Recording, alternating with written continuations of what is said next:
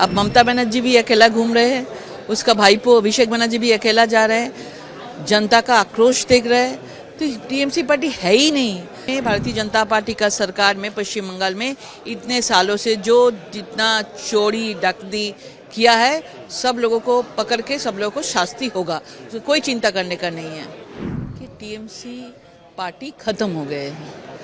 आप देखिए 4 तारीख रिजल्ट निकलने के बाद ही 29 लोकसभा सांसद, राज्यसभा सांसद, 80 विधायक होने के बावजूद भी कोई भी नहीं है। अब ममता बनर्जी भी अकेला घूम रहे हैं, उसका भाईपो अभिषेक बनर्जी भी अकेला जा रहे हैं, जनता का आक्रोश देख रहे हैं। तो टीएमसी पार्टी है ही नहीं, तो कैसे जाएंगे? और जो चोरी कर रहे हैं उसका तो गिरफ्तार हो रहा है। ऐसा कोई चिंता करने का विषय नहीं है। ये सरकार में, भारतीय जनता पार्टी का सरकार में पश्चिम बंगाल में इतने सालों से जो जितना चोरी डकैती किया है, सब लोगों को पकड़ के सब लोगों को शास्ति होगा, तो कोई चिंता करने का नहीं है। कल देखा गया कि जब मुख्यमंत्री प्रेस कॉन्फ्रेंस किए कि टीएमसी के 2 एमएलए ऋतुव्रत बनर्जी, संदीपन शाह, उन्होंने ही स्पीकर के सामने ये बात रखी थी कि हमारा ही रेजोल्यूशन में जो सिग्नेचर है वो फ्रॉड सिग्नेचर है। उसके बाद तुरंत देखा गया कि उनको तृणमूल पार्टी से निकाल दिया गया है।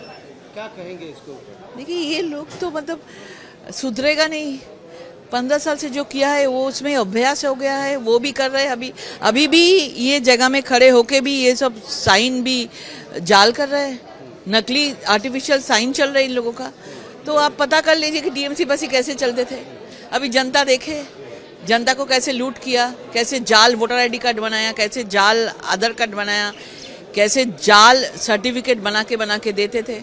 अभी साइन भी जाल कर रहे हैं। ये सरकार में ये सब नहीं चलेगा और टीएमसी पार्टी तुरंत पूरा एकदम मतलब क्या बोलते हैं, खत्म हो जाएगा। दीदी, कुछ दिन पहले हमने देखा है कि कोलकाता म्यूनिसिपल कॉर्पोरेशन में अभिषेक बनर्जी का जो घर है उसमें कुछ इलीगल कंस्ट्रक्शन हुआ है, उसके लिए नोटिस दिया गया है।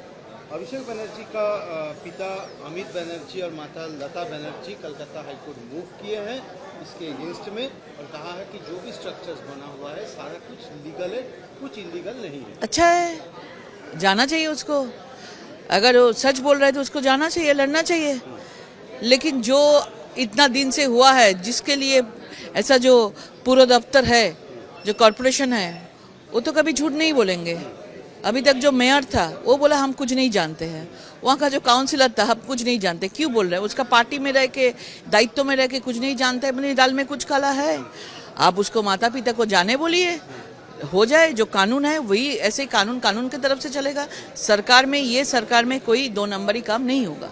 देखिए, आखिरी सवाल यह है कि कल सीआईडी अभिषेक बनर्जी के घर पे गई थी, सेकंड नोटिस सर्व करके मंडे को फिर से 12 बजे भवानी भवन में जाने के लिए कहा गया। हाँ, उनको आना ही पड़ेगा।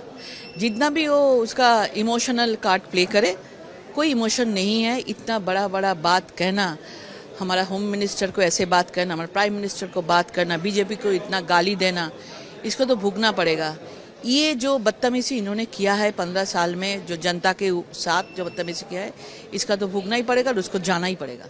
आपके मोबाइल पर तुरंत आएगी ब्रेकिंग न्यूज। स्क्रीन पर सबसे पहले दिखेगी बड़ी खबर। देश दुनिया की हर खबर एक जगह। अब आपके मोबाइल पर तुरंत फटाफट इंस्टॉल कीजिए न्यूज नेशन ऐप और रखिए खुद को अपडेट।